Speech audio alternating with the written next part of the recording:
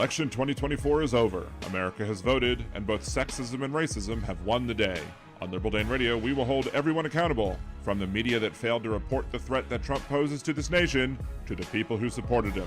We will pick up the mantle to educate the people about his actions, from being dictator on day one, pardoning January 6th domestic terrorists, implementing Project 2025, and any other draconian measures he tries to pass. And now, the resistance begins.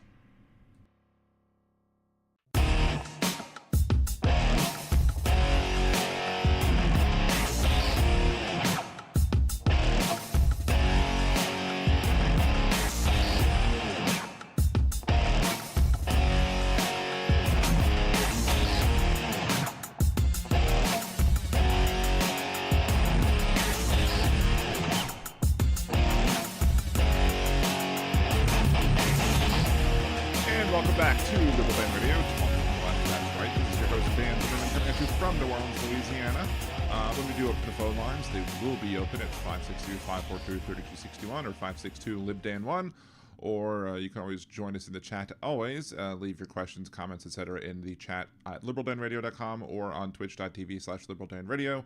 Either way will get you there. Aaron and Twitch, hello. Let's see if I can say something inappropriate in here. What's up, One Vision? Good to see you. Is that in reference to the inappropriate comment that I made over on YouTube that I quickly deleted just because I only wanted a few people to see it? Then, you know. Anyway. Steve's here from across the pond. If it's no Scottish, it's crap. We've got Aaron, Josh, Alton, scroll down, Robert Reynolds, Jeff, from just north of Uranus, Janelle, One Vision, Jackie. So thank you all for everybody for joining the show. For those of you, it was basically just me, my friend Ari, Aaron, and Andrea, HouseMod, over on my Twitch channel on nerdydan.com yesterday. And one of the things I was having a very good time with is sometimes I'll share over here some of the game sponsorships that I choose to opt into over there. And we were just having a lot of fun with that one. I don't know if I'm going to start advertising that game yet or not, but when I do, we'll have lots of double entendres there as well. Anyway, the leg kicks. I mean, my legs kick all the time, but that's probably from restless leg syndrome and not from, anything magical. Anyway, so let's see what to talk about today. Lots of stuff on the platter. I didn't do too much show prep today because I did show prep in what I'm going to talk about, but I didn't really have time to go over and make all the different backgrounds that I'll sometimes make to discuss the topic. So we are just going to go with this one background for the whole show. Lots of stuff going on. There's let's see, we can start talking about other stuff first before we get to the meat of the show, like we normally do. Give some people time to walk on in, come on in a few minutes later, whatever. Wearing my shirt, get in loser, we're dying of dysentery. Although I think under Donald Trump and RFK Jr., we're probably going to die from measles or from polio or from any other preventable diseases that are vaccine preventable. But who's to say that we won't push down things to be all the responsibilities of the state, and no federal funding for anything whatsoever at a nationwide level, and maybe people will soon start dying of dysentery as well. So, as opposed to dying from dysentery, which is a whole completely different thing. Josh says, I punched my headboard last night in a dream. So in your dream, you punched the headboard, or you punched something in your dream and you ended up hitting the headboard instead. Slight difference. Either way, if you hurt your hand, I'm sorry about your hand. So I was wearing the shirt today when I was at breakfast waiting for Cassie to get out of occupational therapy, physical therapy, etc. I found this one neat little place. Hey, Orvilby over on Twitch. Hey, Jan, and Big Hook on YouTube as well. So and they all, I think, first the guy that I ordered the food from at the counter seemed to get a kick out of my shirt. And then I think the bartender who went and, I guess, picked up my plates or whatever, also, like, I caught her staring at me real quick, and I was like, what are you? I was like, oh, you're probably just looking at my shirt. So, Jeff, punched your headboard. Is that Jeff suggests that it could be a euphemism for something else. Yeah, oh, that sucks. Like, at least you didn't wake up falling out of your bed. One time when I was a kid, I had a dream. I don't know what was going on in the dream, but I happened to roll off my bed, and in the whole, when you're sleeping, time passes by. I guess you dream a lot more stuff, like in a shorter amount of time than you would actually realize it in actual real life. Like, you can have, like, hour-long dreams in minutes or whatever, for example. At least that's my understanding of it. But I guess when you're groggy and you're just waking up from your sleep, time also seems to, I guess, go more slowly, unlike the Unchained Melody thing. However, yeah. So I rolled off the bed, I opened my eyes, it felt like I hung there for a second or two, and then I just went completely, bam, fell on the floor. Was not fun. But I guess I didn't get hurt. I didn't get hurt really, but, things happen, It is what it is. Thank you, Donald. So I think there's been other things where I've done things in dreams that have woken me up, or I've dreamt about things. I guess one of the other things where passing time, seems to, goes by much more slowly in your dreams than it does in a actual clock, or i.e. you basically get to, what's the word I'm looking for? Experience more time in your dream than you do in real life. I once had a dream that I was watching the local news station in Baltimore. I think it was WJZ, and the newscasters on there were counting down from 10 to 0 when the nuclear bomb was going to hit. I when I was younger, I had these, what happened. I always used to worry about, nuclear bombs dropping, and I didn't grow up like, in the, the big early, like, the duck and cover times where everyone was afraid of the Russians dropping a nuke or whatever.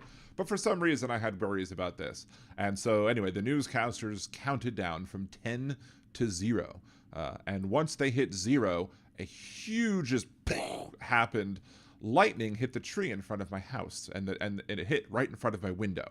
So what I'm thinking, instead of just, sometimes I'll say that I'm psychic because I dreamt that an explosion was going to happen, and that's exactly when the lightning hit. But what probably happened is my brain heard the lightning crack.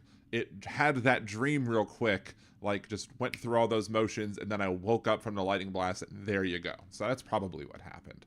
So anyway. Yeah, and I usually wake myself up with a funny joke. My wife does that all the time. She wakes up right next to a funny joke.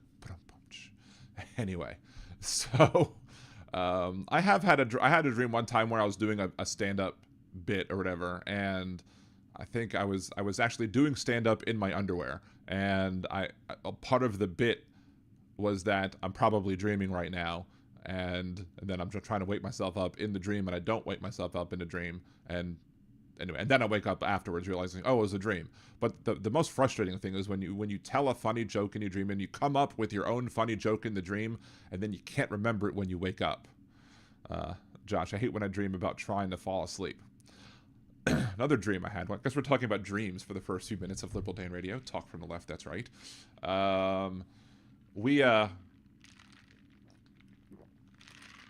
I had a dream that I was driving home from Disney. So in the dream, I'm driving home from Disney, and we're making amazing time, like going from like Florida, Alabama, Mississippi, whatever. We're going super, super, well. Like we didn't hit any traffic. We didn't, everything was timed properly. We're getting home really quickly. In this dream, I said to myself, I hope I'm not dreaming, because this is going way too good. Like in the dream, we were already in Mississippi. I wake up and we're still in Florida. And I'm like, God damn it. It was a dream. But then I wake up from that dream, and I was in my bed. So I had a dream that I was dreaming about making good time home from Disney. Frickin' weird. So, anyway, so any other weird dreams going on or whatever? I think it's happened another time too, where I counted backwards from like 10 to 0 or whatever in a dream, and then all of a sudden, like, instead of lightning hitting, the alarm went off when I hit 0. Like, it went 3, 2, 1, and then the alarm went off, and I was like, whoa, that's kind of weird. So let's see what's a fast show thing, whatever. See if Paul Whitehouse, it's always 3 a.m. here. Oh. Oh, that's right. Okay. Penny to Create, good to see you. Thank you for joining. Dawn's here. Molly's here. Did I miss anybody else? Have I missed you? I'm sorry. I apologize. Or as Big Hook might say, I'm sorry. I don't know if I've ever heard Big Hook say sorry to know whether or not it sounds like the typical Canadian accent or not. But, you know, it is what it is. Oh, sorry. It is what it is. Thank you, Donald. So, bunch of stuff. Let's start talking about the meat of the issues, so to speak. There's one thing going around basically saying that I can't necessarily see the executive order from Donald Trump, where they're saying that Donald Trump's executive orders has caused us to eliminate the executive order passed, I guess, by Lyndon Johnson that forbids military or federal contractors from discriminating against people, or having, basically requiring some sort of, protections when it comes to, not being discriminated against if you're in the federal workforce, or have people, or you're getting federal funds to do work for the federal government. And so I'm not seeing where it actually was repealed specifically from Trump, but a lot of his executive orders do contain references to other executive orders, which then may also reference other executive orders, and there's like a chain, a human centipede type chain, if you will, of executive orders that, hey, Evie Zant over on Twitch, just a rolling bunch of executive orders, like dominoes, like one causes another fall. So according to this memo from the Office of Government-Wide Policy, USGSA, let's see, Executive Order 14173, ending illegal discrimination, restoring merit-based opportunity, revoked. 11246, equal employment opportunity, several FAR positions promulgated to enforce EO 11246 are not consistent with the direction of the president, blah, blah, blah. So, let's see, contractors are still covered by existing United States laws on civil rights and non-discrimination. These laws apply whether or not the company is a government contractor or not.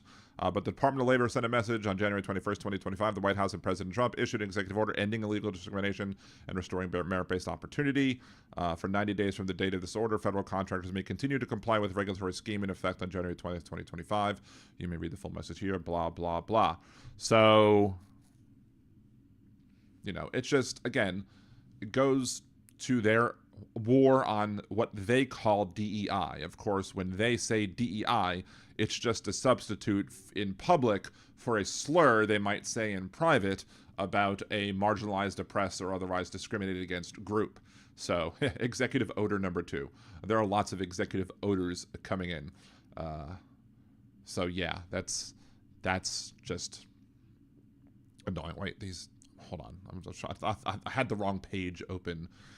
There's a lot of other executive orders, like removing discrimination and discriminatory equity ideology from foreign service. Okay, so discriminatory equity ideology. So is that his new word?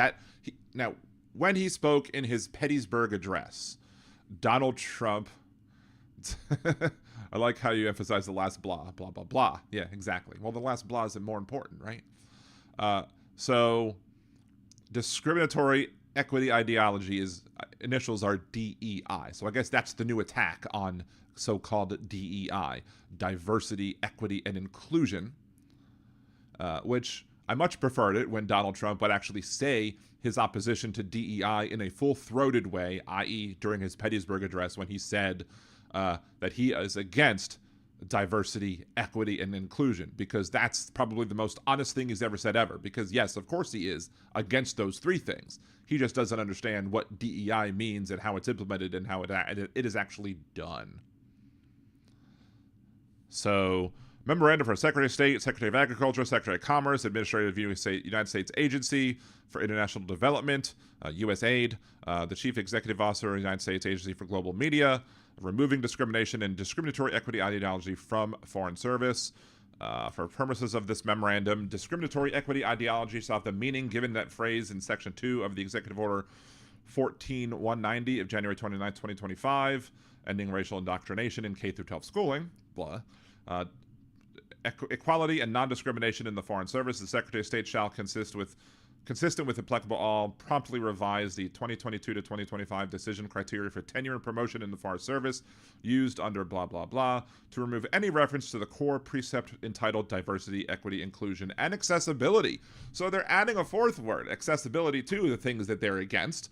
They don't like, although, equity and accessibility tend to be kind of the same thing, but, whatever. The Secretary shall promptly direct all employees of the departments to not give this core precept any force or effect. Secretary shall direct officers and employees not to base Foreign Service recruitment, hiring, and promotion, retention upon an individual's race, color, religion, sex, or national origin, or, while acting in an official capacity, promote, advocate for, or otherwise inculcate, I don't think Trump even knows that word, support for discriminatory equity ideology. So, yeah, they're obsessed with DEI, and as we discussed in the last show, and we'll continue to discuss in this show. Ooh, that was a nice little crack. We'll continue to discuss it in this show that, these changes that Trump is making is not just going to hurt all people. It's going to hurt children. It's going to hurt a lot of people as well, because they just refuse to accept the fact that, these things are actually good and needed and helpful. But basically, it's all done because the Trump administration wants everybody working for them to be male, white, cisgender, and straight. So,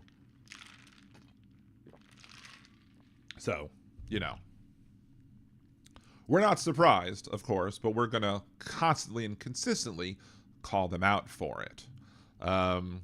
Achieving efficiency, another executive order from Donald Trump from today, achieving efficiency through state and local preparedness. Purpose, common sense approaches. We can just flip to this one, I guess, flip to this other screen as we're reading it. Common sense approaches and investments by state and local governments across American infrastructure will enhance national security and create a more resilient nation. Federal policy must rightly recognize that preparedness is most effectively owned and managed by the state, local, and even individual levels. National security is something that's the responsibility of the national, i.e. federal government, not states.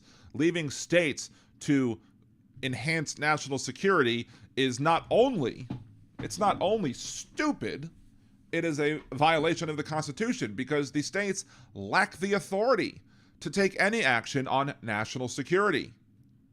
Only the federal government has the authority to take actions that will enhance national security. And that's why it's called national security. These MAGA idiots don't get this. Federal policy must rightly recognize that preparedness is most effectively owned and managed at the state, local, and even individual levels. Are there things that individuals do to be prepared? I mean, Boy Scout motto is be prepared, right?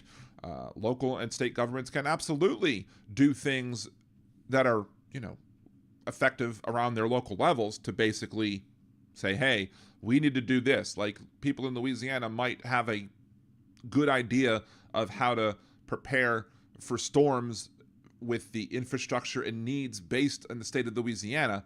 That doesn't mean that FEMA shouldn't play a role. FEMA still should play a major role in not just preparedness, but in overall, response after the fact. But of course, they don't believe that. They don't like that. They want to make everything local because they want to weaken the federal government so much that Vladimir Putin can just come and walk right in. So, but they say supported by a competent, accessible, and efficient federal government. That's how the state, local, and individuals can do. Supported by a competent, accessible, and efficient federal government. Well, when we have a competent federal government under Donald Trump, you let me know, because I have no faith in the competency of this government. And also accessibility. I thought accessibility was something that y'all hated, President Trump.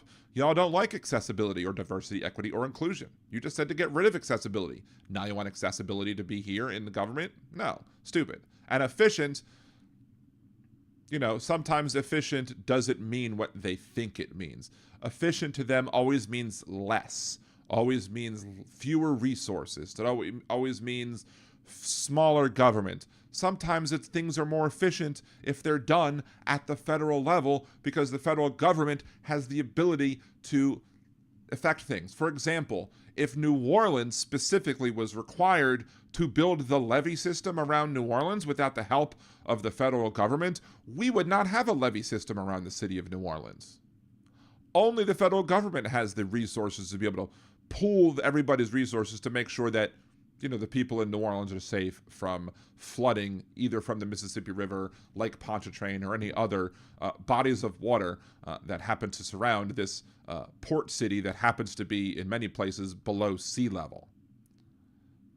So it would be less efficient and also, there's also something that people who understand economics, who I don't think Trump understands economics at all, economies of scale.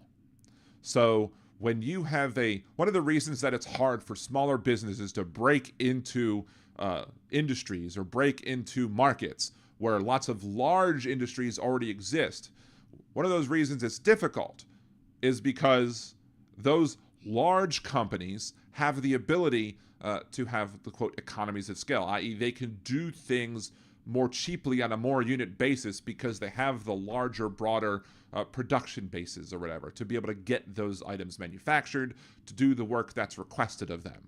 Same thing when it comes to government. When it comes to the federal government has a greater ability to deal with those things because you have the larger apparatus to be able to handle it. If you have to require each individual state to have their own apparatus to deal with those things, not only are you going to have states that are not going to be able to do it because they can't afford it, you're also going to have the duplication of resources, the duplications of effort, the duplication of things that you end up being overly redundant. If California is doing the same thing that New Mexico is doing, as Arizona is doing, as Texas is doing, that New York is doing, that Florida is doing, if they're all paying for the same thing, each at an individual state level, it's going to be much more efficient if you have the federal government coordinating all that, coordinating the funding, etc. But these people don't understand that when it comes to government. They might understand, some of these people who work for him might understand it at a corporate level, but they either don't understand it at the federal level, or they don't care about it at the federal level, because by reducing the size of federal government, by reducing agencies, that help protect us, especially those that protect citizens from big corporations, you then enable these corporations to take a more lax approach, put more people at risk, and make more profits for not just their shareholders, but specifically for their CEOs, for the board members, and for the rest of their C-suite, if you will. So, hey, it's Hedge Enemy.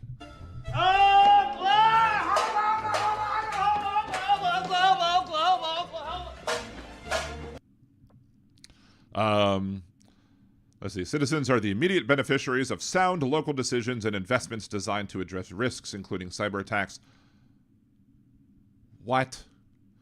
This is my first time reading through this thing. I saw it and I was like, let's read this live on the show. Let's be surprised together, shall we?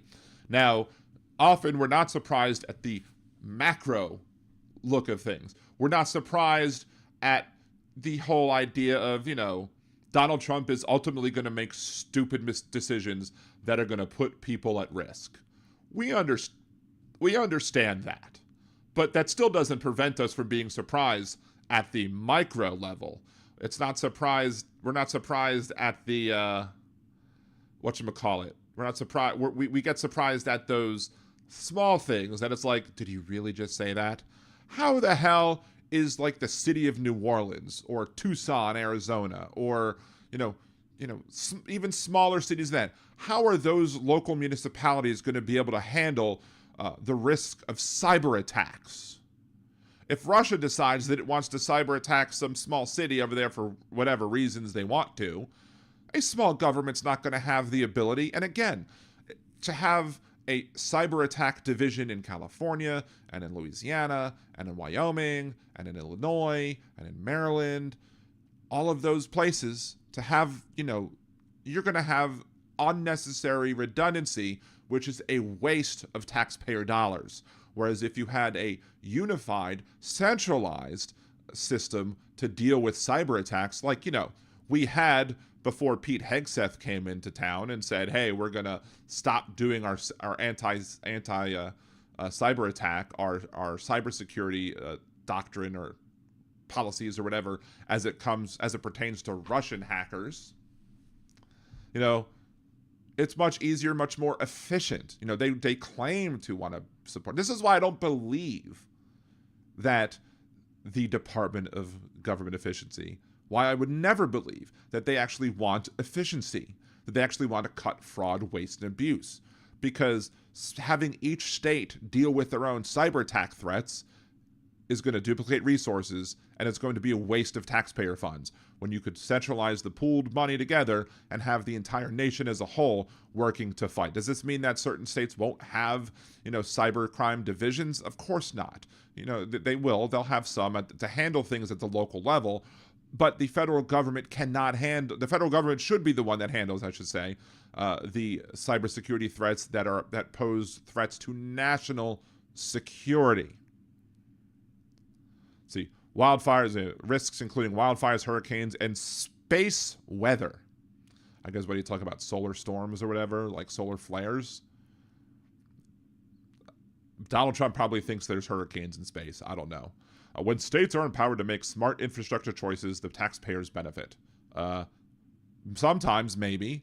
Look, I'll say that, if you give them, if the states have their money to actually make a bridge, whatever, maybe that bridge might be more efficiently made locally, but you should still have the same standards and requirements that are required by the federal government for the sound infrastructure to make sure that the money is being spent wisely and properly, and that there's enough oversight over there to make sure that you're not building a bridge that's going to fall like the Tacoma Narrows Bridge. If y'all know what that is, you should. Black holes are kind of cyclones. Maybe. I mean, they're more gravity wells, but we could get into that later, I suppose. Let's see, what did I miss? Claude Fraud is happy to have DOGE scuttle agencies that are not hiring his employees. Claude Fraud, that's funny. I like that. Let's see. We will talk about, I don't know if we're going to talk about it today, maybe or not, but there is the fact that, Donald Trump did remove like the code breakers and stuff like that. We'll get to that in a little bit. Or maybe Monday. We'll see. The order empowers state, local, individual preparedness and injects common sense. No. There's no sense that coming from this administration that's common. The only sense that's coming from this administration is nonsense. Let's see, blah, blah, blah. Into infrastructure prioritization, strategic investments through risk-informed decisions that make our infrastructure, communities, and economies resilient to global and dynamic threats and hazards. Again, dumb, stupid piece of shit you are. To think that, the city of New Orleans, who currently is the biggest issue right now that the city of New Orleans is dealing with, is the fact that the mayor of New Orleans didn't veto legislation that was passed, or an ordinance that was passed to prevent the mayor from traveling all over the country. And now the city council and the New Orleans mayor are fighting over whether or not she should be prevented from traveling on the city's dime, especially when some of her spending at the city's dime has been wastefully done. For example, there was some Yale conference that was held in Washington, D.C. The Yale would have reimbursed individuals if they stayed at a particular hotel. That the mayor did not stay at that particular hotel. She stayed at a different hotel. And then, stayed for 4 days instead of 2. So even if Yale would have said, well, thank you for coming. We'll reimburse you for staying at this other hotel. They wouldn't reimburse her for 4 days. They'd only reimburse her for 2.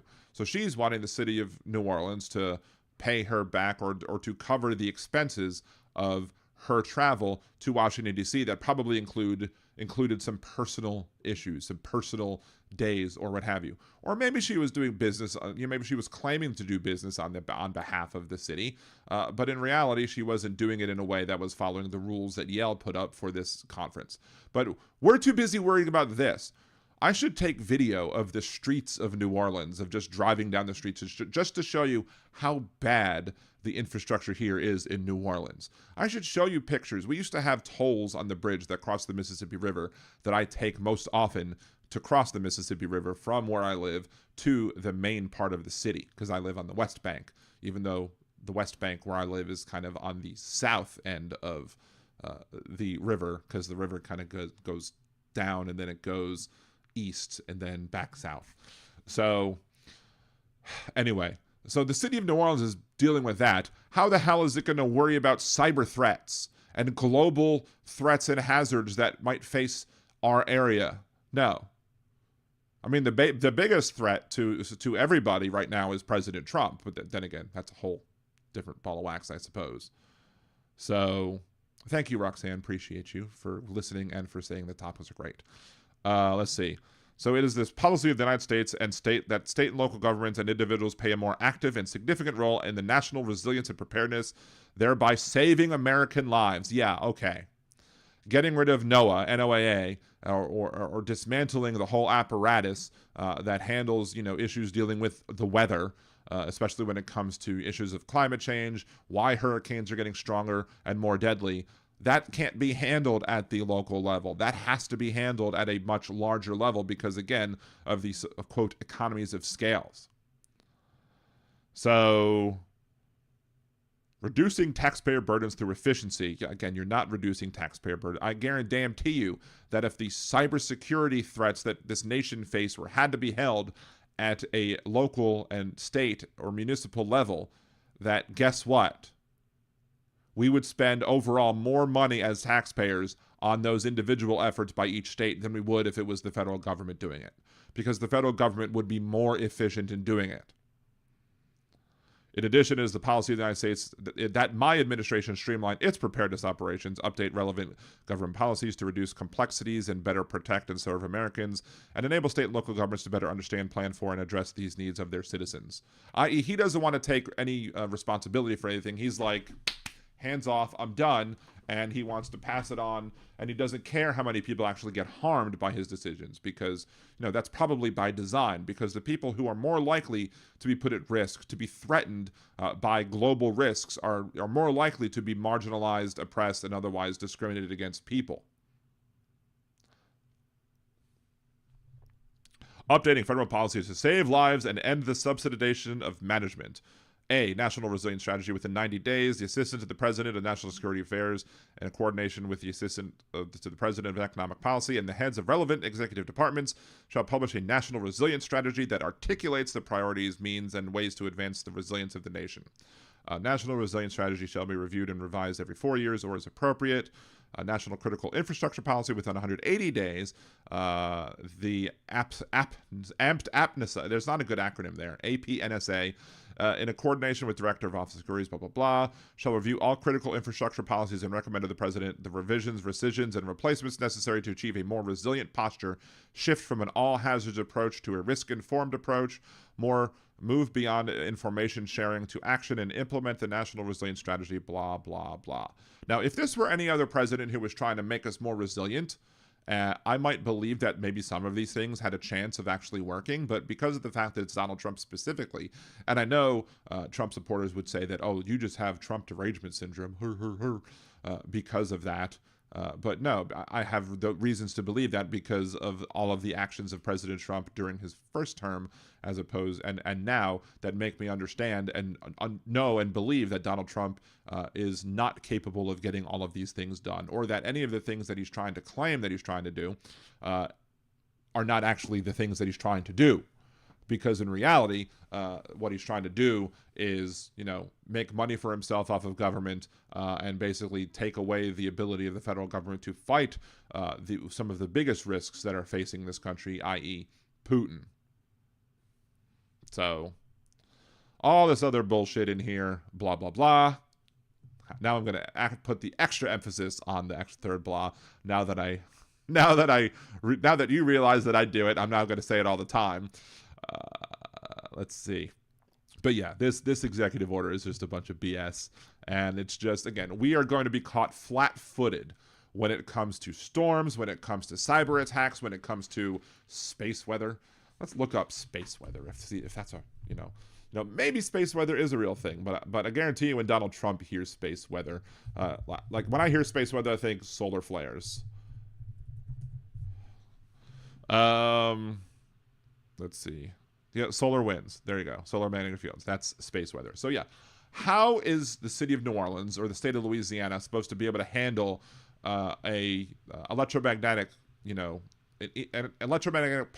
pulse that comes from a solar flare in a way that's more efficient than the federal government? Doesn't make any frickin' sense to me. Of course, Donald Trump's probably like, there's a tornado, it's in space, we have to fight the space tornadoes. Let's launch a nuke to a space hurricane to get rid of the space hurricane. It would be ironic if a solar flare is what saves us. That would be hilariously funny. That would be amazing, yes. Hey, Fancy, good to see you. Thank you for joining. And anybody else, if I've missed you saying anything, I apologize for missing you saying those things. Let's see. So we already talked about that. We don't need that. Let's talk about this. We're going to record this one. So, remember at the Pettysburg address when Donald Trump talked about the transgender mice that the President Biden administration spent millions of dollars on transgender mice. And of course, one of the local guests yesterday on Jeff Carrera's show was talking about transgender mice and, imagining mice in little dresses, little boy mice, putting a boy mouse in a dress and stuff like that. And he was quickly fact-checked over the fact that it wasn't transgender mice. It was transgenic mice, i.e. mice that when embryos are created, they put the genes of other organisms in there to use them for testing purposes. So they can use them as lab rats, if you will, or lab mice. So many times, because the Trump administration is doing so much, they're doing so much stuff that their hope is that the people are going to miss some of the things and allowing them to get away with it. And while I'm not necessarily saying that I have to be the only one. A lot of us have to be working, not 24/7, but we all have to be working as a cohesive group to try and catch as much that the Trump administration is doing. This one happened to miss my radar. But while going back through the executive orders, I happened to find this petty article written by the White House. Yes, Biden spent millions on transgender animal experiments. Last night, President Trump highlighted many of the egregious examples of waste, fraud, and abuse funded by American taxpayers, including supposed $8 million spent by the Biden administration for making mice transgender. The fake news losers at CNN immediately tried to fact check it, but President Trump was right as usual. Now, first and foremost, before we get to anything else, have we ever in the history of this country had a White House that put out official press releases from, the office of the president that said things like the fake news losers? This is the most childish administration that we've ever had. This might very well be the most childish administration that any country has ever had in the history of administrations on this planet. you'd probably have to travel extraterrestrially to find another culture that might have had a more childish leader than this one right here. Hell, there were probably child kings that ran countries that were less childish than this administration. But President Trump was right, as usual. Bullshit. Fact, not fact. Under the Biden administration, the National Institutes of Health doled out millions of dollars in taxpayer-funded grants for institutions across the country to perform transgender experiments on mice. Let's see. $455,000, a mouse model to test the effects of gender-affirming hormone therapy on HIV vaccine-induced immune responses. So let's see what this actually says. Oh, this is the Washington Examiner. We don't believe the Washington Examiner. They're fake news. Abstract test. The project, biological sex, whatever, blah, blah, blah, blah, blah, blah, blah. So, again, this is not transgender mice. This is transgenic mice. And they might be doing tests on hormone therapy. This is like the same type of logic that, you know, when people try and say that Pepsi uses aborted fetuses, and if you drink a Pepsi, you're drinking aborted fetuses. This is the kind of BS that this administration is trying to do. When the reality is that it's very well possible that in testing like the ingredients for Pepsi or something, that in a lab they may have tested some of the whatevers using stem cell lines that came from like aborted fetuses back in the 70s. And those stem cell lines continue on to this day, and they'll use those stem cell lines in scientific testing, not just in science, but in corporate and commercial enterprises as well. This does not mean that they're putting the actual genes, the actual cells from aborted fetuses or that come from stem cell lines into what you're drinking. That's why Donald Trump said after the 2016 Nevada primaries that he loves the poorly educated, because only the poorly educated would believe that if you're drinking a Pepsi, that you're drinking aborted cells from fetuses from the 1970s. $2.5 million. Reproductive consequences of steroid hormone administration. These mice manifest defects in ovarian architecture, have altered folliculogenesis. That doesn't mean that they're transgender. It doesn't mean that they performed surgeries on mice to turn little boy mice into little girl mice. It means that they changed their, they changed the genes before the mice were born. Adjuvant effects on reproductive neuroendocrine axes. I mean, I've challenged Donald Trump to know what I don't even know what the hell that means. But aim to utilize transgenic mice. Here it goes. There's the word, transgenic mice, to test whether male-level androgens acting via AR, specifically in kisspeptine neurons, are necessary and or sufficient for androgen inhibition of vivo LH pulse parameters, including pulse frequency and the estrogen-induced LH surge. You don't have to know what all that means to understand that even in their own press release, trying to claim that Donald Trump was right, that they're not doing transgender mice, that they're using transgenic mice, it says it here, transgenic. But the problem is they hear the word trans and they flip out. I'm surprised that there's no push to ban Trans Ams. You can't drive a Trans Am anymore because that means you're transgender. You can't have if somebody goes through a heart transplant, does that mean that they're trans too? Because it has the word trans in it?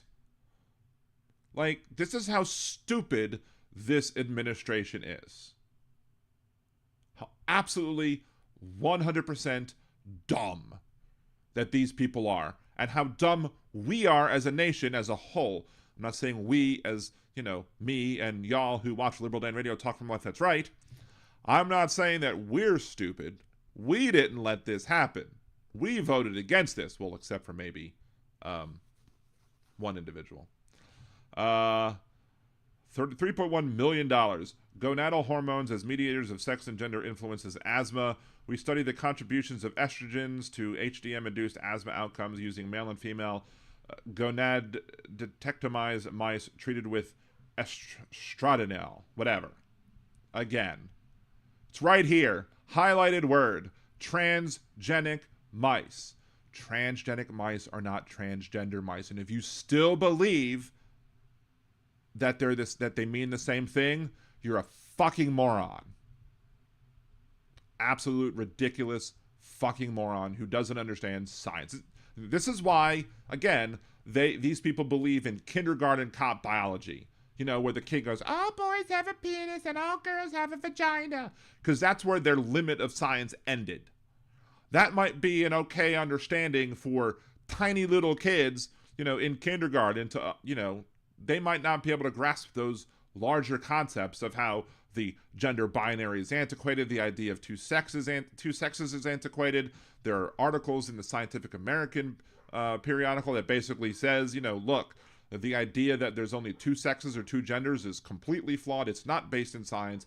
Real science goes through these things and actually understands that there are more things that pertain to gender and sex than just whatever your, you know, gonads are and or whatever your, you know, chromosomes are. But again, this is what makes me so frustrated. The fact that we have these people who are all mind-numbingly stupid, but they're still able to win. How are they able to win these frickin' elections? How can they manage to get their pants on in the morning, let alone coordinate themselves to win elections? I guess it just, again, proves that the power of stupid people in large numbers can still accomplish terrible things. Anyway, what do you think about what I've said in this video? Do you still believe that there are transgender mice? Or do you now understand that even according to this article that claims to otherwise, it specifically says transgenic mice? Agree or disagree? Leave your comments down below. Remember to like the video, share, subscribe to the channel. And unless you're a Nazi or believe in kindergarten cop biology, have a good day. My dogs are barking. Not my feet, but the actual dogs are barking downstairs. Hopefully my kids will have to take care of it. Let's see. Did they delete the transportation department and all the transcripts? Probably not yet. They're too busy trying to get out the JFK files because they want to distract you from the fact that they haven't released the Epstein files. Yes, 250 kilo ohms. All embryos start with both sets of sex organs. I think it's correct to say that all sets of organs or embryos start off looking like they're female, and the Y chromosome doesn't become apparent and reveal itself until, I guess, weeks into it, so to speak. So I think that's what's more correct. Let's see. 250 kilo ohms. The USA will be more efficient with millions less citizens. I mean, that's probably what they want. That's to them a feature, not a bug of these systems that are going on. See, hegemony. Even if there are studies on transgender mice, I'd be okay with it because I'm okay with science in general. The more the merrier, and science is hard. You need a lot of science. A lot of it fails. That's also a very good point. That is an excellent point. I wouldn't, if they were actually doing stuff to mice to make them, you know, quote, transgender in order to accomplish certain things, fine. But the fact is that he's lying about it and that they're doubling down on the lie. That's the biggest thing. Hey, Chad, what's going on? It's faster to spot female cannabis plants versus male plants when you flip them into flower as well. All right.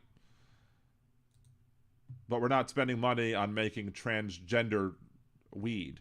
They might make transgenic weed, but they're not going to make transgender weed. Again, Chad, I was thinking about you earlier when I mentioned the fact that maybe one of us did vote for yeah, there you go. You were here. I am that individual. Yes, there you go. I know you. I knew you are.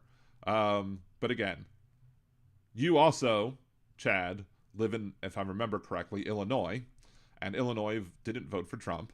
So while, you know, you're not responsible necessarily for because your vote didn't count, because you didn't. Your electoral college voters did not vote for the person you voted for, and my electoral college voters didn't vote for who I voted for. So, The main problems are those people, those idiots in swing states, and probably not just it's less it's honestly less the pure dyed-in-the-wool MAGA types, which Chad, even though he voted for Trump, there are people who voted for Trump who I would say that they're not full-on MAGA dyed-in-the-wool idiots. I mean, Chad listens to this show. Clearly, he's more intelligent than most of the other MAGA people, most of the other Trump voters out there, right? There are also people who either didn't vote for Vice President Harris or did vote for Trump and who were people who are even people on the left who like, there's no difference between the two parties, blah, blah, blah. And while maybe, there are issues that people might have had with the Democratic Party. I have issues with the Democratic Party, and we'll talk about some of those later. The fact is that they voted against their own best interest in these swing states by either not voting or voting for Trump or voting for a third party person when they should have understood the fact that the harm that Donald Trump would cause was going to be a bigger threat than they were trying to give credit to, I guess. Or they might have, some of them even said that we deserved the pain that we would go through by having a President Trump because of the fact that they were mad about things like what was going on in Israel and Gaza and with the Palestinians being indiscriminately killed as Israel was trying to go after Hamas or whatever. But I'm waiting for those people to be like, oops, I made a mistake once Gaza gets completely razed. So, let's see. 250 kilo ohms. I'm guilty of not being registered to vote 2016. Trump cured me. I vote every time now. I think I didn't vote in my first election that I could vote in, I think, because I graduated in 94, which meant that in 96 would have been my first eligible presidential election, which meant I could have voted for Clinton, but didn't vote because I was registered to vote at the time, I think, in Maryland, and I didn't worry about voting absentee or whatever, blah, blah, blah. But then again, if I would have registered to vote here in Louisiana for that election, Louisiana would have still not voted for Clinton. And if I would have cast an absentee ballot or mail-in ballot or whatever in Maryland, where I might have still been registered to vote at the time, again, me not voting in Maryland didn't cause Maryland to flip against Clinton as well. So that being said, ever since 2000, I voted in 2000, and ever since then, I have not missed a presidential election.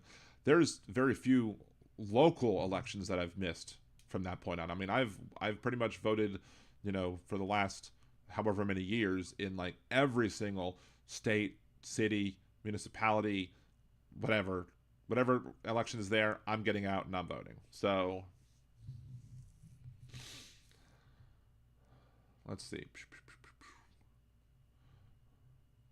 Get rid of Citizens United and you'll see a big difference between the parties. Well, I mean, you'll always see there. If all you need to see a big difference between the parties is, I said this with my Liberal Dan Radio Facebook account. I've been trying to engage more politically using my Liberal Dan Radio account than using my personal account to try and drive, I guess, traffic here, I suppose. But there's a leftist page that I was on, and I was talking about it, and there are a lot of people who are leftists, and I describe myself as leftist, progressive, whatever.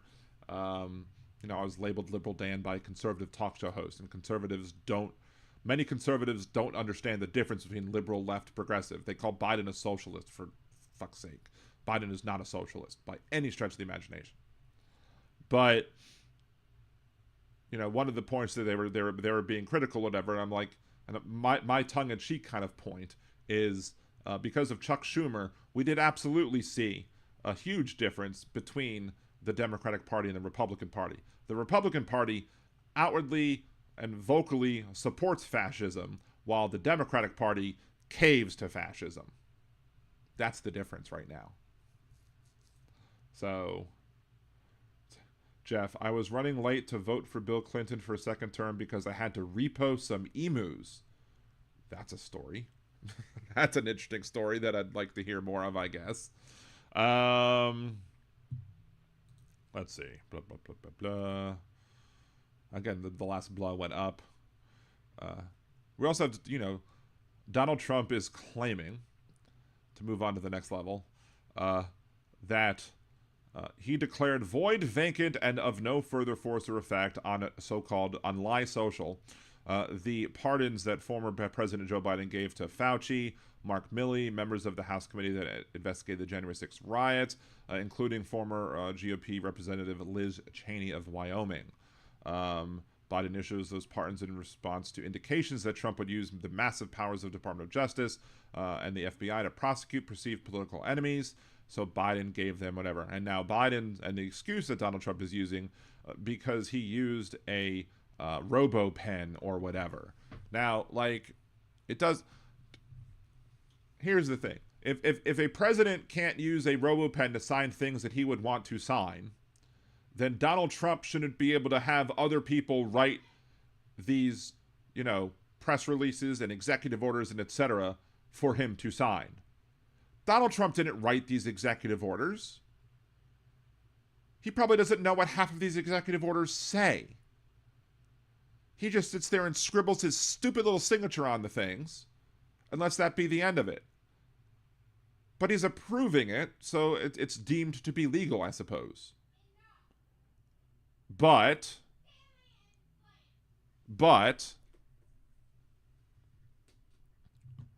there's no evidence to back up Trump's claim that pardons were signed by AutoPen without anyone's knowledge on the Supreme Court's decision in Trump versus U.S. last summer, which declared presidents immune from criminal liability for any actions taken using official power. It is unlikely that Trump's Justice Department could even lawfully probe this question. Doing so would require Biden officials who might have had knowledge of the pardon and calling them to a grand jury to find out whether, in fact, the pardons were signed by Biden's own hand. Whatever the U.S. Trump versus U.S., the majority made clear that the pardon was a core presidential power and thus maximally protected from intrusion from the other branches and for future prosecutions or prosecutors under different presidential administrations. So, no, you got what you wanted, Donald Trump. You got what you wanted. You got your extreme executive authority, which didn't come from a mandate from the masses, and it should very well have came, hey Rose, from a from some watery tart throwing swords at people. No better than the Supreme Court making up stuff out of their asses to be able to, come up with this BS ruling in Trump versus U.S. That being said, it still would be, again, that ruling basically means that you can't subpoena anybody to determine whether or not these things are legal or not. And so, on its face, these pardons would have to be deemed as legal, because you would otherwise have to go against your previous ruling. And, well, Justice Roberts won't do that, because Justice Roberts, likes stare decisis for the most part, more than any of the other conservative justices. But even Chief Justice John Roberts wrote, dividing official from unofficial conduct, courts may not require into a president's motives, blah, blah, blah. You also can't, subpoena any of the communications regarding this of the executive branch because they're all considered privilege. And, Justice Roberts has talked about other things as well that Donald Trump has claimed too, i.e. that, judges should be, impeached and removed or whatever. So, anyway. It is what it is. Thank you, Donald. Let's see. Didn't the National Archives say the digital copies don't reflect the originals? About what? Let's see. Hold on. I swallowed that Russian talking point. The Dems and the Republicans are two different legs in the same pair of pants. I was dumbass, uninformed 20-something that voted for Reagan and regrets it badly. I think 2024 was a repeat of that with young men. You're probably absolutely right. Absolutely right. So, Chad, Trump is just throwing shit at the wall on this one. On this one. I mean, I've been saying that forever. I mean, I know you've missed a couple of weeks of Liberal Day and Radio, but I've consistently said that Donald Trump has been throwing shit at the wall to see what stinks. He probably tries to eat the damn shit, too. But, anyway, let's go ahead. We'll probably record this one as well. I still haven't uploaded the stuff I recorded on Monday because I was too exhausted or whatever. We'll have to get that done at some point. But... let's talk about the Let's talk about the federal court's 3, Donald Trump 0. Let's specifically talk about the ruling as it pertains to what DOGE has done and the lawsuit brought by employees that were terminated by Elon Musk and DOGE, etc. So we can flip over to Elon Musk in his official capacity, blah, blah, blah, being sued by John Doe's 1 to 26. And let's move myself over here so you have a better view. Since it was established by Executive Order January 20th, 2025, the Department of Government Efficiency, or DOGE, has sent teams of personnel to numerous federal departments and agencies, taken control of their computer systems, and in many instances taken the lead in terminating numerous contracts and employees.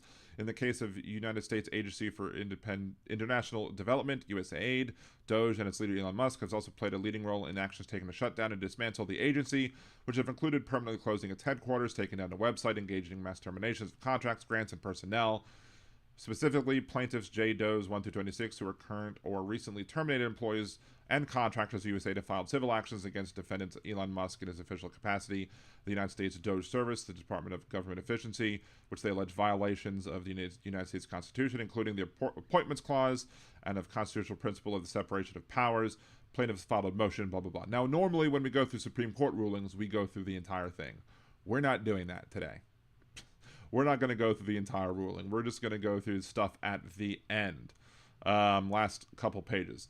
As for the specific likely violations, the typical remedy after a final determination on the merits is to void the decision made by the unauthorized official, which in this instance would result in the reopening of USAID headquarters, where the likely unauthorized closure has materially advanced in the unauthorized elimination of USAID that will have detrimental impacts on both plaintiffs and the public interest, and where additional delay will likely prevent the court from granting full relief after a final resolution on the merits.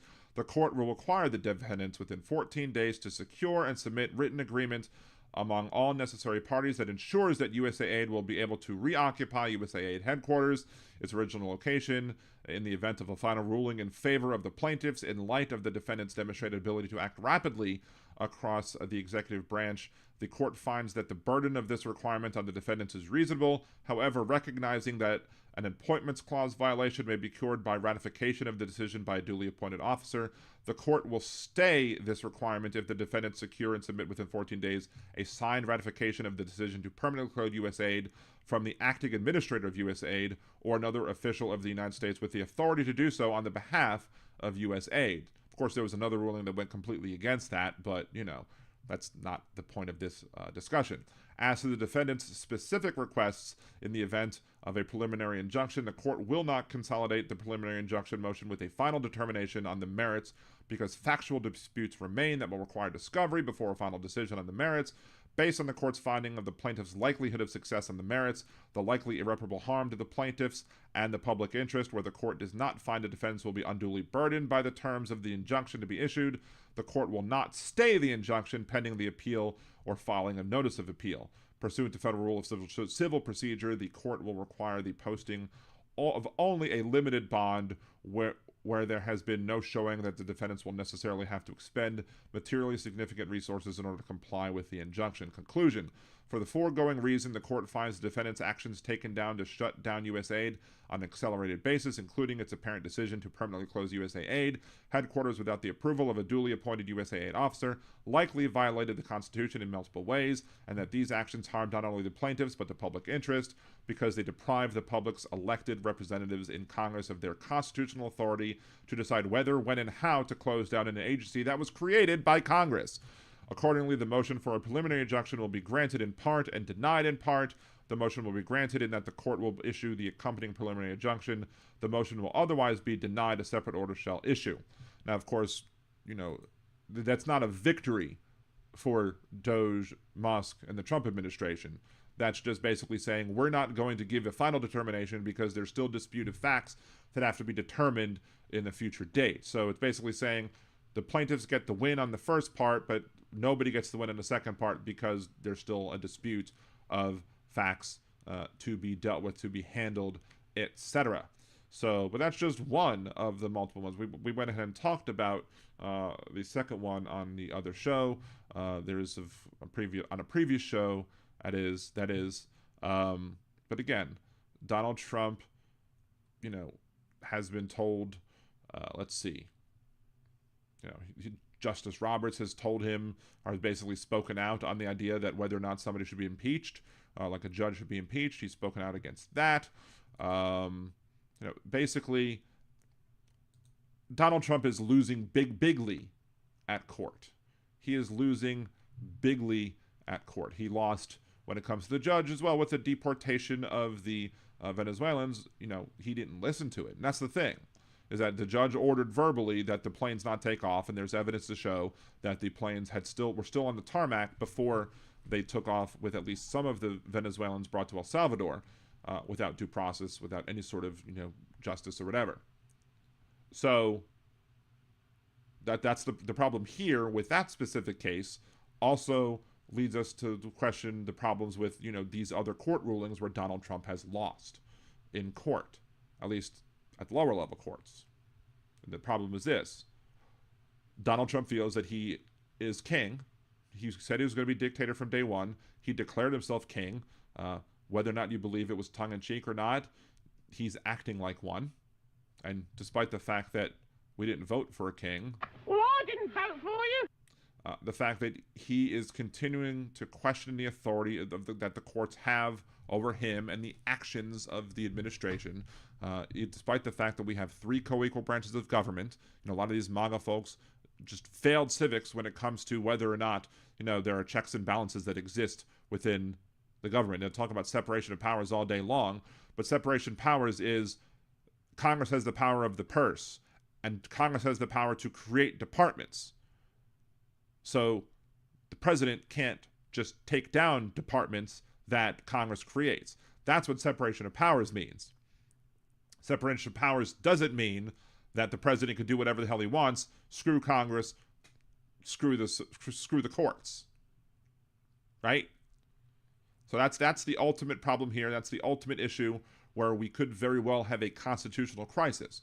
Because as I've said on the show before, and I'll continue to say again until either it's proven that it's not going to happen, or he shows that our fears were justified, was that if we have a president that doesn't believe that it has to listen to the courts, then that basically effectively takes away the power of the courts, unless there's some other entity that can come in and force it to take place, like the U.S. military, who swore an oath to the Constitution and not to this president, this self-declared king.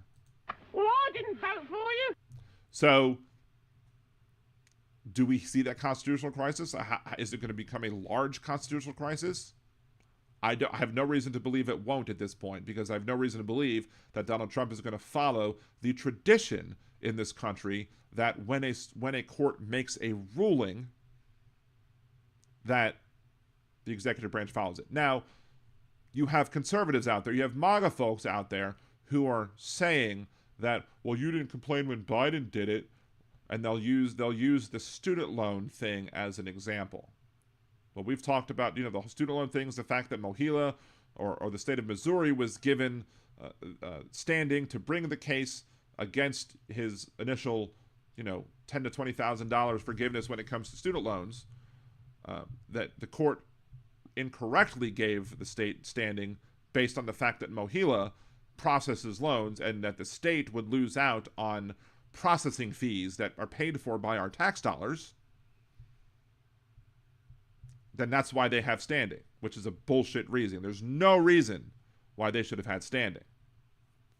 So then, one of the reasons that Biden was ruled against when it came to those $10,000 to $20,000 payments is because they felt that the court said that the Biden administration did not take the appropriate and proper steps that would be needed, that included things like a public hearing or what have you.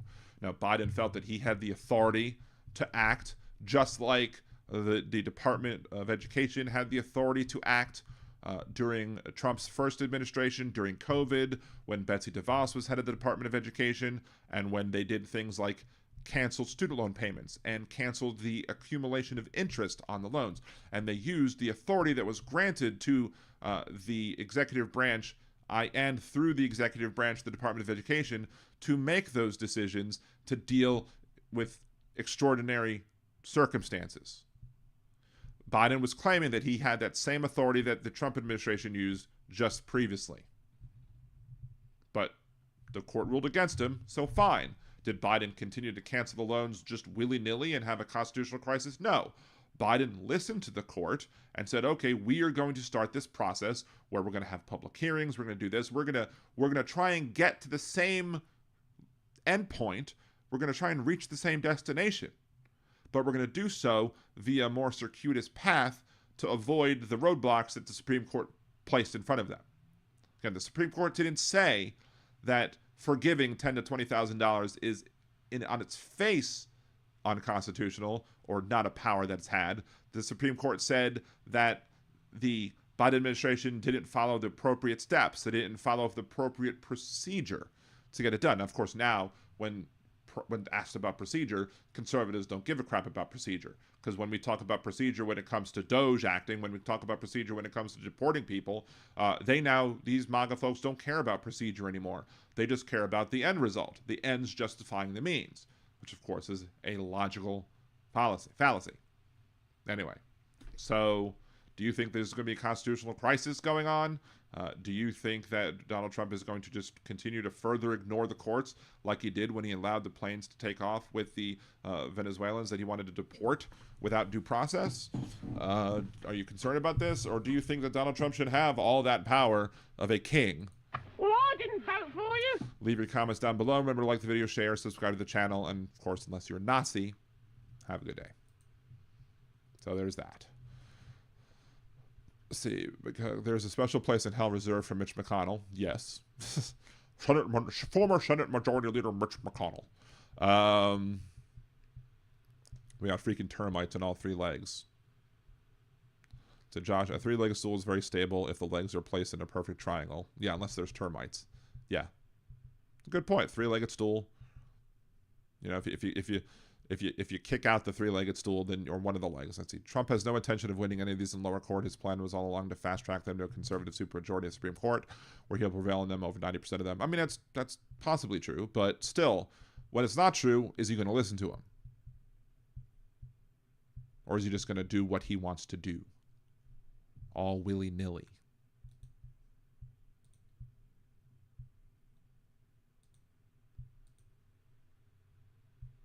So let's see what else.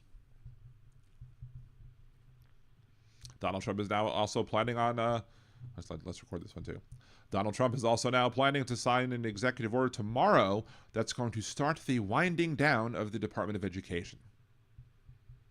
And, you know, we've talked about the issues with this administration and MAGA folks and their hatred of DEI.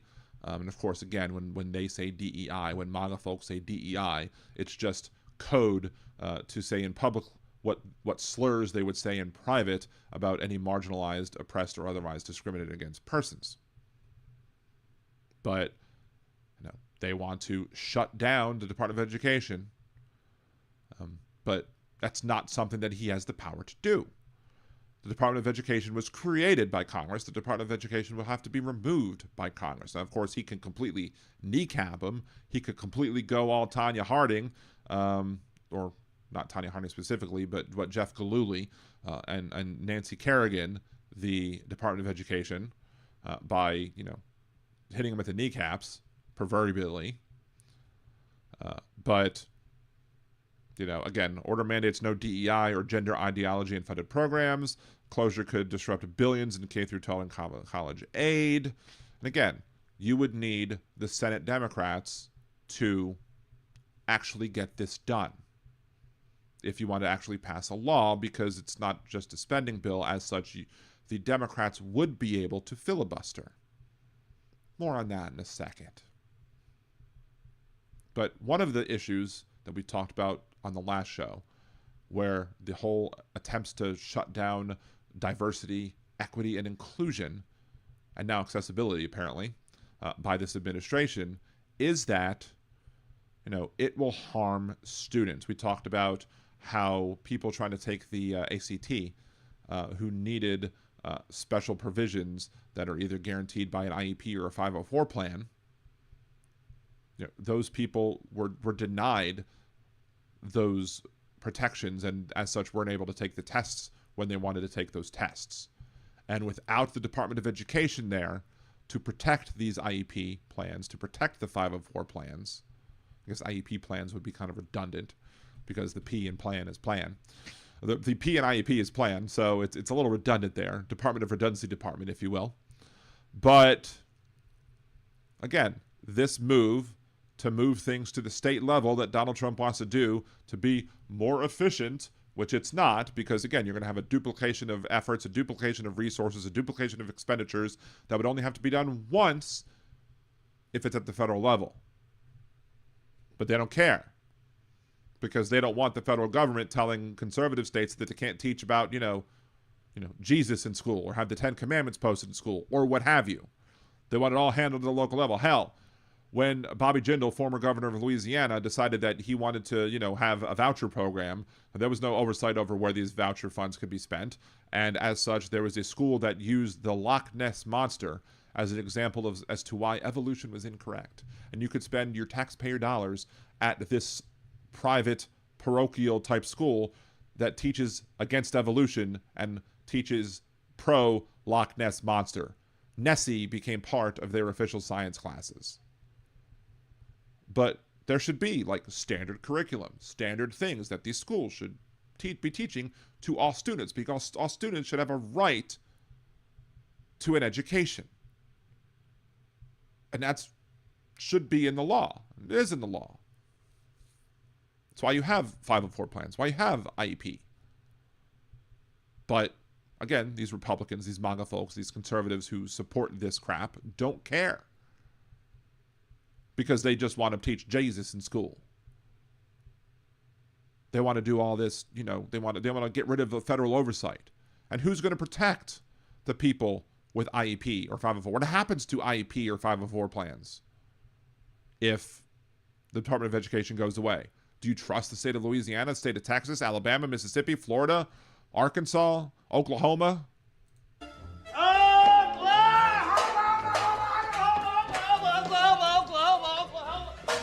Do you trust the state of Kansas to be able to handle those things, to be able to protect the rights of students, to be able to get the education that they need and the resources that they need to get that education, especially if they have special needs?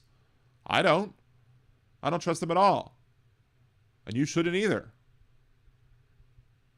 But here's the ultimate thing, too. To dismantle the Department of Education, to actually get rid of it, again, it needs a vote of the Senate and the House. But, the House, you just get 50 votes in the House, no problem. Most likely. Maybe unless there's a few Republicans with common sense, or with sense, it's not common anymore. Unless there's a few Republicans in there who's like, you know what? I had a kid with an IEP and a 504 plan, so I don't think this is a good idea. Maybe you get that. Maybe. But the Senate, will the Senate do it? Senate can be in the Senate. You can filibuster unless they pull the nuclear option again. You need the votes of Democrats to get that done. Now, they could very well pull the nuclear option. Force them to do that, Senator Schumer. Because here's the deal. I don't trust that Senator Schumer won't cave again. I don't trust that Senator Schumer will stand up for the rights of the students to have appropriate education and help and aid as needed when the students have disabilities, learning issues, or what have you. I don't trust that at all, because Chuck Schumer caved when it came to this whole continuing resolution thing. And there's this false dichotomy that is pushed by the people who are being apologists for Chuck Schumer that says, well, what, you're going to let the government shut down or whatever? Or are you going to pass this? That's a false choice, because it's not a binary choice. You could have forced other things. You could have demanded other things. You could have said, look, give us 60 days, give us 30 days of a continuing resolution while we work out our differences. We'll continue to fund it as is for 30 days while we work out our issues. Now, Chuck Schumer on MSNBC the other day claimed that they tried to do that, but that the Republicans wouldn't go for it. So, then force their hand. Make them shut the government down.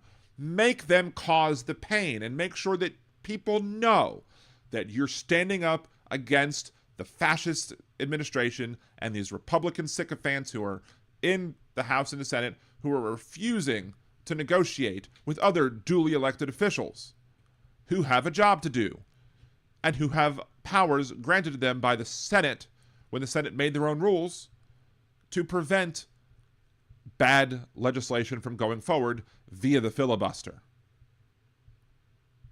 But he didn't want that. He didn't want to risk, I guess, people being able to blame him or to blame other Democrats because, you know, they let the government get shut down. He felt it would be harmful. No, whatever Donald Trump and his administration is going to do is going to be harmful to people.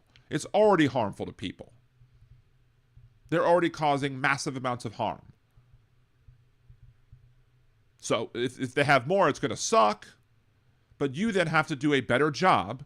Now, I don't trust Democrats to be great wordsmiths, but you and, you know, left media, the liberal media or whatever, the liberals in the media, the folks who are creators like myself, Hal, Boston Brian, Midas Network, Texas Paul, Carbon, Dude, Tommy, all of those people. Well, it's our responsibility to explain to the rest of the country, because the Democrats fail at doing so, why all of this is the fault of the Republicans and not the Democrats for allowing the government to shut down. Because it's not the Democrats that allowed the government to shut down if they would have stood up and said no to the Republicans.